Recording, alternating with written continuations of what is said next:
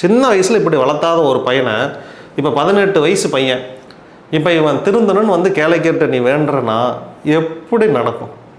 நீ தான் உள்ள ஒரு சாஃப்ட்வேரையுமே உள்ள இன்ஸ்டாலே பண்ணலையே, டிசிப்ளினே இன்ஸ்டால் பண்ணல, நேரத்தில் எந்திரிக்கணும்னு கேவியத்துக்கு நீ தூங்கணும்னு விட்டுட்ட, அதையும் நீ இன்ஸ்டால் பண்ணல, இத்தனை மணிக்கு வெளியே போகணும், இத்தனை மணிக்கு வீட்டுக்கு உள்ளே வரணுங்கிறத இன்ஃபார்ம் பண்ண ஒரு ப்ராப்பர் டிசிப்ளின் உனக்கு சொல்லிக் கொடுக்கல, இதெல்லாம் சாப்பிடணும் இதெல்லாம் சாப்பிடக்கூடாதுன்னு டிசிப்ளின் உனக்கு பண்ணல, வேலை இத்தனை மணி நேரம் வேலை செய்யணுங்கிறத சொல்லிக் கொடுக்கல, நீ என்ன கஷ்டப்படுற அப்படிங்கிறத எதையுமே உனக்கு சொல்லிக் கொடுக்கல. நம்ம வேலை செய்கிற இடத்துல நம்ம ஓனர்லாம் நம்மளை எப்படி திட்டுறாங்க அதெல்லாம் பொறுத்துக்கிட்டு தானே நம்மளாம் தூக்கி எரிஞ்சிட்டு வரதுக்கு எவ்வளோ நேரம் ஆகும்? மாணவர் வசப்பட்டான் அப்படிலாம் ஒரு கம்பெனியில் ஒருத்தனாலையும் வேலை செய்ய முடியாது. இதெல்லாம் தாங்கிட்டு தானே வேலை செஞ்சோம். இதெல்லாம் ஏன் அந்த கஷ்டம்லாம் அவன் பையனுக்கு ஏன் நீ கடத்தலை? அப்பா இவ்வளோ கஷ்டப்படுறேன்டா, அப்பாவுக்கு இவ்வளோ கடன் இருக்குடா, அப்பா இருக்கிற வரைக்கும் ஓகே, அப்பா இல்லைன்னா நீ என்ன பண்ணுவேன், என்ன சொல்லுவேன்? இதெல்லாம் வாங்கி விட்டுட்டு எங்கள் அப்பா போயிட்டான் அவன் பாட்டுக்கு சொல்லுவல்ல. ஏன்னா சொத்து வைக்கிறப்ப எங்கள் அப்பா சொத்துன்னு அனுபவிக்கிறதுக்கு வரையங்கில்ல, கடன் இருந்தாலும் கட்டணும்டா, எல்லாமே தான் அனுபவிக்கணும்.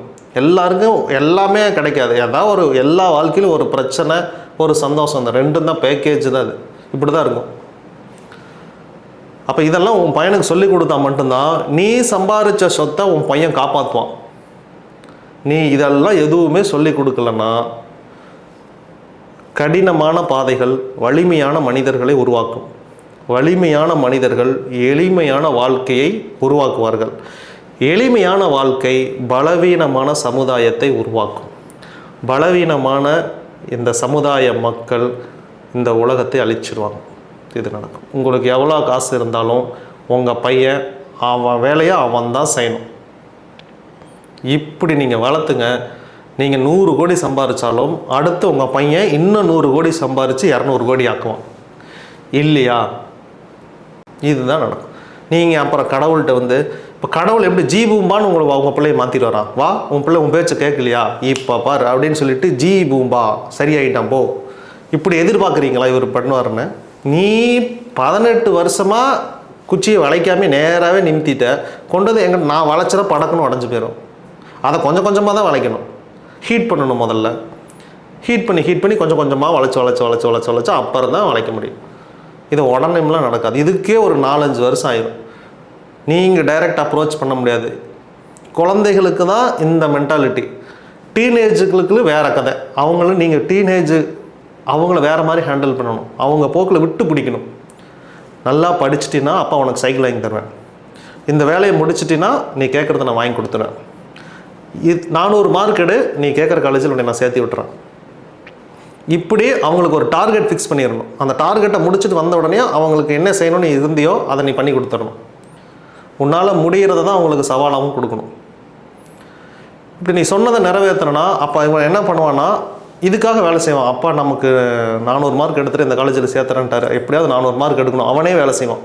அவனுக்கு எந்த டார்கெட்டுமே இல்லைன்னா அவன் எப்படி வாழ்க்கையில் செய்வான்? அவங்களுக்குலாம் உண்டியல் கம்பல்சரி நீங்கள் உண்டியல் வாங்கி கொடுக்கணும். உண்டியல் வாங்கி கொடுத்து பணத்தை சேர்த்து நான் கொடுக்குற பணம் என் பையனுக்கு ஆரம்பத்தில் இந்த சின்ன சின்ன வேலையெல்லாம் அவன் ஷூ துடைக்கிறான் இல்லையா, அந்த ஷூ துடைக்கணும், அவன் ட்ரெஸ்ஸை கரெக்டாக மடித்து வைக்கணும், இப்படியெல்லாம் மடித்து வச்சா அவனுக்கு 10 ரூபா 20 ரூபான்னு காசு கொடுப்பேன். இந்த வேலையெல்லாம் செஞ்சு முடிச்சுட்டு வந்து என்கிட்ட காசு வாங்கிக்க அப்படிமே. அந்த வேலையெல்லாம் அவன் செஞ்சு முடிச்சுட்டு என்கிட்ட வந்து காசு வாங்கிக்க, இதை உண்டியலில் போட்டுக்க அப்படின்னு சொல்லிடுவேன். உண்டியலில் போடுவான். ஏதாவது ஒரு நாள் அவனுக்கு ஏதாவது என்கிட்ட ஒரு பொருள் வேணும்னு கேட்டானா அவன் உண்டியலில் காசு இருக்கும்ல எடுத்து நீ வாங்கிக்க அப்படின்றேன். பேக்கை க்ளீன் பண்ண, பேக்கை துவை அப்படின்றேன். ஒரு சோப்தூள் ஒரு மக்கில் தண்ணியை ஊற்றி ஃபுல்லாக சோப்தூள் போட்டு கலக்கி கொடுத்துருவேன். உன் பேக்கில் எல்லா பொருளும் எடுத்து வெளியே வச்சுட்டு அதில் முக்கி நல்லா தேய்ச்சி 1 மணி நேரம் ஊறுவை அப்புறம் கழுவு அப்படின்னு சொல்லுவேன். அவன் பேக்கை அவனே சுத்தம் பண்ணுவான். சுத்தம் பண்ணிவிட்டு வெயிலில் கொண்டு போய் காய வச்சுட்டு அப்பா இதெல்லாம் செஞ்சுட்டேன் அப்படிமா. 1ஆவது படிக்கிறான். சைக்கிள் தொடச்சா அவனுக்கு 10 ரூபா. ஏன் வேலை ஏதாவது என் டேபிளை க்ளீன் பண்ண உனக்கு நான் 10 ரூபா கொடுக்குறேன் அப்படிமே. என் டேபிள் எல்லாம் உட்காந்து க்ளீன் பண்ணுவான். க்ளீன் பண்ணிவிட்டு வேண்டாதெல்லாம் எடுப்பான், குப்பையில் கொண்டு போய் போட்டுருவான். இந்த 10 ரூபா படிமானம். இதை மிரட்டுனீங்கன்னா சில பசங்க வேலை செய்ய மாட்டானுங்க. என் பையன் நான் சொன்னாலே கேட்பான், இருந்தாலும் அவன் வேகமாக செய்யணும் அப்படிங்கிறதுக்காக அவங்களுக்கு ஒரு காசு கொடுத்தீங்கன்னா அவன் கடையில் போய் ஒரே ஒரு கிஃப்ட் பாக்கெட் அது 5 ரூபாய்க்கு விற்கிது, அதை வாங்கினா அவனுக்கு ஒரு அலாதி பிரியம். வேஸ்ட்டு தான் 5 ரூபா பரவாயில்ல. உங்கள் பையனுக்கு ஒரு டிசிப்ளின் உள்ள போகுது இல்லையா, இந்த 10 ரூபாய்க்கு இந்த டிசிப்ளினை விலைக்கு வாங்கணும்னு நீங்கள் நினச்சிக்கோங்க. அவ்வளோதான். அவன் போவான், அந்த உரசுவான், கடையில் ஒரு கிஃப்ட் வாங்குவான், 5 ரூபாய்க்கு ஒரு ஐஸ் வாங்குவான், இவ்வளோ தான் செய்வான், சந்தோஷமாக வருவான். இப்படி குழந்தைகளை பழக்கப்படுத்துங்க. நாளைக்கு நீ சாப்பாடு செய்யுமா, சாப்பாடு செஞ்சின்னா உனக்கு வந்து இந்த அமௌண்ட்டு தரேன், உனக்கு இந்த ட்ரெஸ் வாங்கி கொடுத்துறேன் ஆன்லைனில் அப்படின்னு நீங்கள் சொல்லுங்கள். அவங்க அதை செய்வாங்க. வெளியே சொந்தக்காரங்க வீட்டுக்கு போகிறீங்க இல்லையா, அப்போ சொல்லி கொடுத்து கூட்டிகிட்டு போகணும். இங்கே அங்கே போகிறோம், அங்கே வந்து நீ என் பேரை காப்பாற்றுற மாதிரி நடந்துக்கணும், எல்லா வேலையும் நீ செய்யணும், அங்கே வந்து இப்படி மிஸ்பிஹேவ்லாம் பண்ணக்கூடாது அப்படின்னு சொல்லி கூட்டிகிட்டு போகணும். கடைக்கு கூட்டிகிட்டு போனீங்கன்னா கடையில் இருக்கிற எந்த பொருளையும் நீ எடுக்கக்கூடாது, அதை வாங்கி கொடுன்னு அங்கேயே அடம் பண்ணக்கூடாது அப்படின்னு சொல்லி கூட்டிகிட்டு போகணும். நீ அடம் பண்ணாமல் இருந்தீங்கன்னா வரும்போது அப்பா உனக்கு இது வாங்கி தருவேன் அப்படின்னு சொல்லணும். வரும்போது அவங்களுக்கு ஏதாவது ஒன்று வாங்கி கொடுத்துக்கணுங்க. இப்படி ஒரு 4 டைம் பண்ணிட்டீங்க அப்படின்னா உங்களுக்கு அடாப்ட் ஆகிடுவாங்க. ரொம்ப குறும் பண்ணுறாங்க அப்படின்னா, நீ இந்த மாதிரி பண்ணினா உன்னை சாயந்தரம் வந்து வெளியே பார்க்குக்கு நான் கூட்டிகிட்டு போவேன், அமைதியாக இருக்கணும், ஹோம்ஒர்க்கு கரெக்ட் டைமுக்கு முடிக்கணும், கரெக்ட் டைமுக்கு நீ தூங்கணும், இது உனக்கு அப்பா பண்ணித்தரேன் இப்படின்னு, இதை பண்ணால் இது கிடைக்கும், இதை பண்ணால் இது கிடைக்கும்னு அவங்க அப்படி அடிக்காமல் இப்படி நம்ம படிமானத்துக்குள்ளே கூட்டிகிட்டு வரணும். வந்துடுவான். என் பையன்லாம் அவனே ஹோம்ஒர்க் பண்ணுவான். ஹோம்ஒர்க் பண்ணி முடிச்சுட்டு விளையாட போயிடுவான். திரும்ப வருவான், கொஞ்ச நேரம் மொபைல் பார்க்குறான்பா, மொபைல் கொடுத்து மொபைல் பார்த்துட்டு 9:30 மணிக்கு தூங்கிடுவான். அவ்வளோதான். டிவி கிடையாது. அந்த ½ அன் ஹவர் 1 ஹவர் அவன் மொபைல் பார்க்குறான் இல்லையா, அவ்வளோதான் மொத்த நாளுக்குமே. இதுதான் அவனும் மொபைலில் என்ன பார்க்குறான்னு நீங்கள் பார்க்கணும். அதையும் நீங்கள் கண்காணிச்சிட்டிங்கன்னா, இதெல்லாம் பண்ணிங்கன்னா உங்கள் குழந்தைகள் வந்து சரியாக வளர்ந்து நீங்கள் 20 வயசில் என்னமா எதிர்பார்க்குறீங்களோ அப்படி ஒரு வெள்ளாமல் வளர்ந்து நிற்கும்.